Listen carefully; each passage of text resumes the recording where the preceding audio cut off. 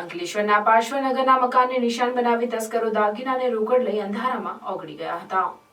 Ankleshwar Hansot road ઉપર પાર્શ્વનગર ખાતે રહેતા પ્રજ્ઞેશ રાણા પરિવાર સાથે સૂતા હતા। દરમિયાન સવારના અરસામાં તસ્કરોએ તેમના મકાનને નિશાન બનાવ્યું હતું। જો કે પ્રજ્ઞેશ રાણાની પત્ની જાગી જતા તસ્કરો ભાગી છૂટ્યા હતા।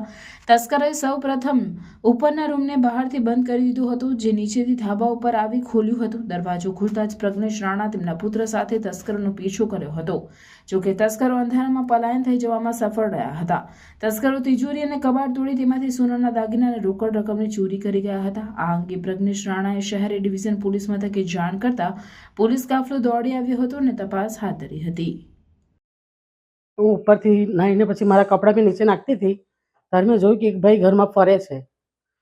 તો પછી મને થયું કે મારો છોકરો ફર્સ્ટમાં જવાનો છે, કદાચ તે ઉતર્યો હશે। મેં મારા હસબન્ડને પૂછ્યું કે અક્ષિત નીચે ઉતરો છે? તો એમને ના પાડી કે ના મીનાક્ષી, અક્ષિત તો આગળ ઊંઘે છે, તું જો કોણ છે। ઘરમાં ટોટલ અંધારું હતું, રૂમમાં ખાલી ટોર્ચ લાઇટ ચાલતી હતી મોબાઈલની, એ મેં અછડતા જોયું કે કોઈક ફરે છે ઘરમાં। એટલે પછી મેં મારા સાસુ નીચે ઊંઘે છે એમને મેં બૂમ પાડી કે મમ્મી જુઓ તો ઘરમાં કોણ છે? તો એમને એમ કે મારા હસબન્ડ નીચે ઉતર્યા છે તે છે એમ। પછી કે ના, મેં કહ્યું એ તો ઉપર છે, તમે જુઓ પહેલાં કોણ છે।